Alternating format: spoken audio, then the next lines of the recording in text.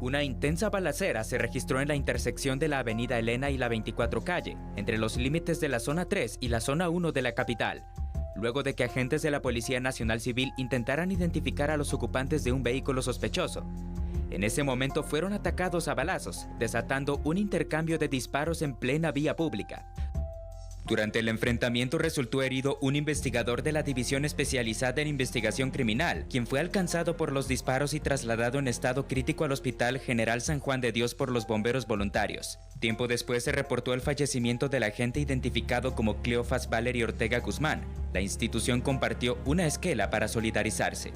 Las fuerzas de seguridad desplegaron un amplio operativo en la zona, que incluyó el registro de viviendas, comercios y calles cercanas en busca de más implicados que huyeron del lugar. Se reportó la captura de varias personas, presuntamente vinculadas a una estructura criminal. También se incautaron armas de fuego y municiones durante la inspección. La calle quedó acordonada mientras los investigadores recopilaron las evidencias para determinar los detalles del ataque. Las autoridades no han confirmado fallecidos, pero el área permaneció bajo resguardo por el alto riesgo y la presencia de más sospechosos. Muy bien, vamos a iniciar con este análisis que sin duda nos llama mucho la atención, pero sobre todo nos abre en un debate aquí previo sobre elementos y también la seguridad en nuestro país, cómo se encuentra. Quiero iniciar, Max, y hoy le vamos a dar la bienvenida también a Max Santa Cruz, quien ha estado con nosotros compartiendo y esta noche también nos estará apoyando en estos análisis. Max, ¿cómo te encuentras? Buenas noches, bienvenido a este espacio que también es tuyo. Verdaderamente un gusto nuevamente estar ya casi todos los días, no, pero sí nuevamente el día de hoy compartiendo contigo este análisis y sin duda pues lamentable. Recién ayer hablábamos sobre el tema de las pandillas y esta calificación de terrorismo. Hoy tenemos que hablar nuevamente de un hecho violento, pero bueno, va mi saludo también a toda la teleaudiencia de La Medida. Bueno, vamos a iniciar entonces sobre los orígenes de este enfrentamiento, cómo es que ocurre y qué pudo haber encendido esta situación que, imagínate, qué arriesgado que tú puedas circular o tú vivas en cercanías de donde ocurrió toda esta situación y encontrarte con una escena que no es común en nuestro país, pero que obviamente enciende esas alarmas también para la ciudadanía y para la seguridad y los elementos de la policía, que lamentablemente también tenemos que dar a conocer, ¿no?, que tienen una baja. Sí, son tal vez incluso escenas que no, bien lo señalabas, de no estar acostumbrados en Guatemala a verlas, y menos en un área urbana o metropolitana. Pareciera ser escenas que lamentablemente y duramente se ven en el norte de México, sobre estos enfrentamientos entre fuerzas de seguridad, el orden público, ejército incluso, y estos grupos delincuenciales asociados al narcotráfico.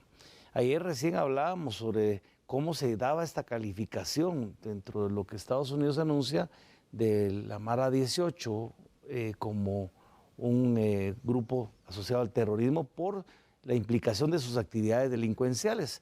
Hoy en día tenemos un enfrentamiento que lleva bien una pérdida lamentable de un agente de seguridad, 2 de los implicados también fallecidos, 4 heridos y 10 arrestados, más la incautación de armamento, que es armamento de grueso calibre. Y algunas otras acciones que se desarrollaron después del enfrentamiento, todavía en causas no tan determinadas sobre por qué los pararon, si habían indicios, si fue resultado de un trabajo de inteligencia civil para poder determinar quiénes eran estas personas y a qué se dedicaban, y por eso se dio al momento de abordarlos esta reacción violenta, pero implicó que las acciones del día de hoy se extendieran incluso al barrio El Gallito, del cual escuchábamos hace un par de semanas o 3 semanas sobre un operativo extenso que se había llevado precisamente a uno de los barrios que se han identificado como uno de los centros de operación importante y fuerte de narcotráfico en la capital de Guatemala durante mucho tiempo, con implicaciones que incluso algunos llegaron a determinar si habían túneles para salida y para resguardo de algunos de los pues, elementos que ahí guardan, imagino drogas, armas, etcétera. Pero en este caso lo interesante es que, a diferencia de lo que hemos estado hablando, no es la Mara Salvatrucha, no es la Mara 18, sino que se empieza a asociar a este grupo con los Caradura, que habíamos escuchado anteriormente en el operativo El Gallito y que pareciera ser los que controlan y dominan las operaciones del Gallito. Esta es una banda que se funda en el año 2000 por unos hermanos de apellido Domínguez, quienes se dedicaron al tema del narcomenudeo, del sicariato o del crimen por encargo, e incluso de alguna forma también sustituyendo algunas de las operaciones que hacía el cartel de Sinaloa, Guatemala, especialmente en zonas urbanas, utilizando los elementos de relaciones familiares. Si lo vemos, es una de las características de incluso esta operación o lo del Gallito, que habían familias encubriendo algunos de estos presuntos delincuentes y que pues pareciera ser que es el modus operandi de esta banda, incluso pues capturados en su momento, pero ejerciendo todavía su dominio territorial y dominio delincuencial, incluso desde las cárceles del país. Esa reacción que se da hoy, el enfrentamiento que se da, puede ser una respuesta por los operativos que han estado realizando las fuerzas de seguridad en el Gallito. ¿Qué mensaje envían directamente a las autoridades en este combate que tienen? Y sobre todo entonces por ser el área que muy bien puede estar ligado precisamente a los Caradura, ¿no? Pues puede ser que sea una reacción de esta capacidad de inteligencia de la Policía Nacional Civil, que está siendo efectiva para poder empezar a identificar cuáles son las áreas, no solo de desarrollo de sus actividades, pero también quiénes son los posibles implicados. No es poca cosa que, además del enfrentamiento violento, pues también se han dado 10 capturas. O sea, quiere decir que personas relacionadas con estas personas, incluso dejando la posibilidad de que se dieran más capturas en operativos posteriores. Yo creo que de alguna manera el Ministerio de Gobernación tratará de fortalecer su presencia territorial en esta zona de la ciudad de Guatemala, porque hay que decirlo, hay estudios que presentan datos en donde se dice que los mayores índices de violencia hoy en día se presentan en el departamento de Guatemala y en la ciudad de Guatemala, cosa que no había sido tradicionalmente uno de los indicativos, a excepción de hace unos 15 o 20 años cuando escuchábamos de los robos violentos e incluso quemas con los autobuses o bombas incluso que generaban un pánico colectivo. Pues hoy en día volvemos a vivir algunos elementos de esta violencia colectiva que genera, por supuesto, zozobra en la percepción del ciudadano. En el resto del país no es que tampoco la situación esté muy tranquila, pero la percepción del ciudadano no es igual.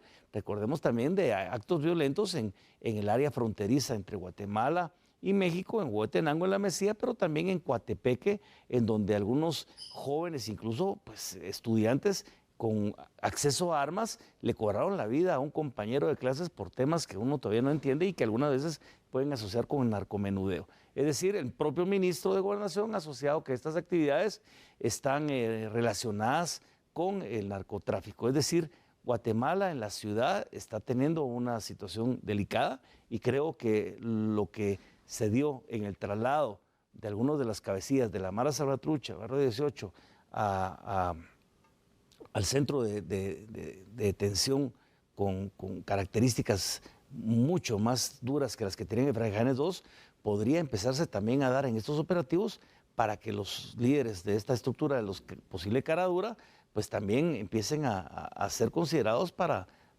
poder ser trasladados a cárceles mucho más seguras. Claro. Y empezar a tomar un mayor control de un territorio como lo es el Gallito y que está plenamente identificado por su asociación en algunos casos con actividades de estas estructuras. Y precisamente ya que tratas este tema, Max, quisiera consultarte, ¿cuáles deberían de ser los próximos pasos o las acciones concretas que Gobernación debe continuar para poder entonces de esta manera controlar la situación y sobre todo ir avanzando en ese plan que tienen para recuperar la seguridad y para poder enfrentarse con estructuras que están muy bien consolidadas y que tienen un gran poder, hay que decirlo, dentro de nuestro país? Bueno, fortalecer las capacidades de presencia territorial es fundamental, hacer uso de los recursos que la ley le permite al Estado, al Ejecutivo, si son fuerzas de seguridad de la Policía Nacional Civil, que son los obligados en la seguridad pública, pero si también es necesario incluso incorporar las fuerzas de seguridad del Ejército, pues hagámoslo. Yo creo que aquí lo importante es dar respuestas a la población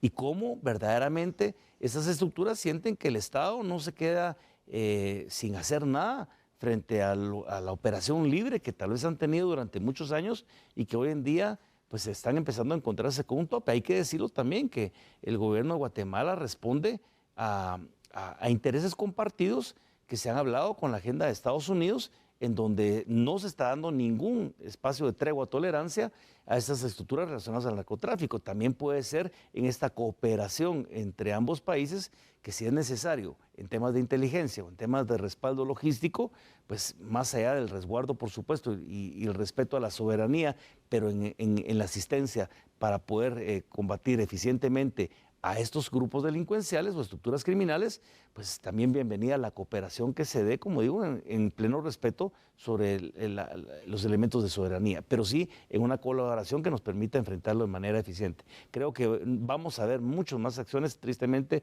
de esto, si son encaminadas a tratar de disminuir la violencia y erradicar a las estructuras, pues bienvenidos sean. Lo que uno lamenta, por supuesto, es la muerte de personas ajenas al quehacer de estos grupos delincuenciales, en este caso un agente, y pues esperar que no cobre la vida de otras personas, ciudadanos que no tienen nada que ver con esta organización, y que la policía y la fuerza de seguridad, pero sobre todo el Estado, terminen con esta percepción que hoy en día pues tienen números pues difíciles al gobierno de la República sobre cuál ha sido su accionar en la contención de la inseguridad en el país y especialmente en el departamento de Guatemala. Claramente esto fue una reacción de la policía tras este operativo que se estaba realizando. ¿Cómo podemos calificar dicha reacción? ¿Realmente crees que está preparada para poder enfrentar situaciones como estas? ¿O qué hace falta también para ir fortaleciendo? ¿Cómo podríamos catalogar lo que ha pasado hoy? Pues hay esfuerzos importantes en la capacitación de los oficiales y agentes de la Policía Nacional Civil.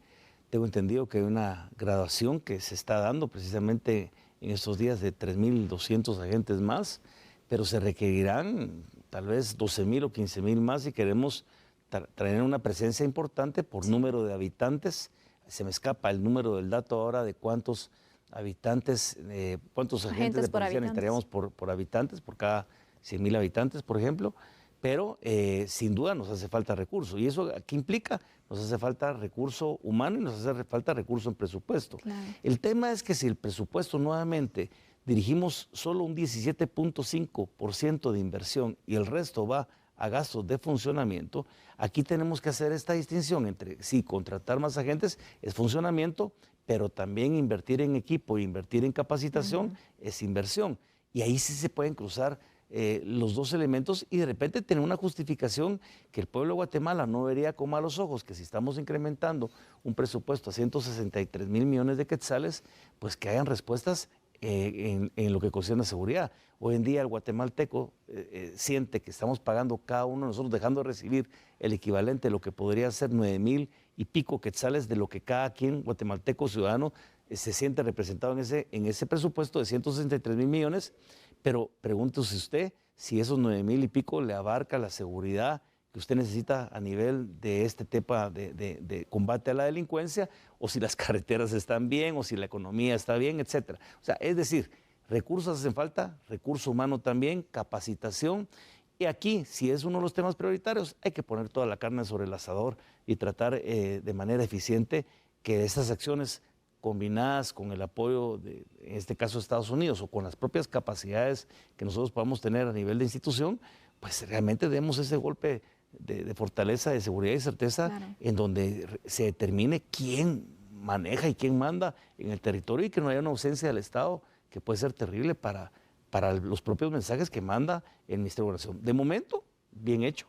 De momento, contenido. Hay resultados, ¿no? Hay resultados, pero necesitamos que esos resultados sean mucho más contundentes. Y un último detalle, necesitamos también que el sistema de justicia se ponga a la altura de lo que pueda estar haciendo las fuerzas de seguridad. No se vale, en serio, que haya una jueza que permita nuevamente el traslado de estas dos personas que son dirigentes de estas maras de un centro de detención de alta seguridad y nuevamente lo reincorpore por informes que nadie tiene la certeza que supuestamente se dieron al centro donde tradicionalmente se han resguardado y han operado de manera muy abierta, encontrándose con muchísima comodidad. Creo que ese tipo de situaciones y de acciones tienen que ir coordenadas. Si no empezamos a revisar realmente la responsabilidad en lo que corresponde al Ejecutivo, lo que corresponde al organismo judicial y también al organismo legislativo, para que no solo sean puntos resolutivos románticos y bonitos de que nos matamos el pecho y decimos hay que declarar a las maras como terroristas, cuando al final de cuentas a quien le corresponde la modificación de la figura como tal dentro del Código Penal no es al Ejecutivo, es al propio Congreso de la República. Entonces pónganse a trabajar los diputados en la modificación de ese artículo si realmente queremos dar el paso adelante, como lo han hecho otros países. No es la garantía, pero es un paso para poder enfrentar con todas las herramientas que se tengan desde el punto de vista legal y desde el punto de vista material los embates de la delincuencia en nuestro país. Aquí le hemos dicho en el programa, a veces queremos resultados diferentes haciendo lo mismo y eso no se puede. Entonces, sí hay que hacer el cambio. Max, con lo que ha sucedido con este enfrentamiento de hoy, ¿tú crees que aumenta la psicosis o cómo podríamos marcar la expectativa o esa percepción que tiene el ciudadano por la seguridad del país? Es todavía muy difícil, realmente, repito, el Departamento de Guatemala, ciudad, creo que nadie está exento de no sentirse seguro. Los asaltos, ya no de estructuras criminales, sino los asaltos del motorista que se le pone al lado en el vidrio y le pide el celular, están ahí grabados, incluso en videos por otros conductores. A veces se denuncia de manera pública en redes sociales dónde es que estos delincuentes tradicionalmente hacen su agosto robándole a los transeúntes o a los conductores de vehículos, y pareciera ser que la respuesta siempre es tardía para reaccionar ante este tipo de delincuencia, que no son estructuras criminales, sino son delincuencia común, pero que también generan muchísimo temor y que en algunos casos esos delincuentes, que no por ser no parte de una estructura, no dejan de ser perversos, no dejan eventualmente generar tragedias en la utilización de armas y en generar esa psicosis y pánico de lo que eventualmente estás hablando. Yo no creo que haya guatemalteco que se sienta seguro en esta ciudad, no hay guatemalteco que sienta seguro caminar por las noches en una calle con temor a ser asaltado, pero incluso ya no solo es en las noches, es durante el día. Así es todo el día. Entonces, aquí, y sin importar la zona también. Sin importar la zona. Y el ministro hablaba que una cosa es la percepción y otra cosa es la realidad. Pues, ministro, realmente a veces la percepción puede ser tan cercana a la realidad como nosotros lo sintamos en el sentido del temor que genera el poder salir a transitar de manera libre y tranquila por una calle. Eso no es percepción, eso es realidad, aunque los números traten de indicar algo distinto. Gracias, Max. Vamos a cerrar este primer tema. Vamos a hacer una pausa también en este instante. Regresamos enseguida con nuestro segundo análisis. Por favor, acompáñenos.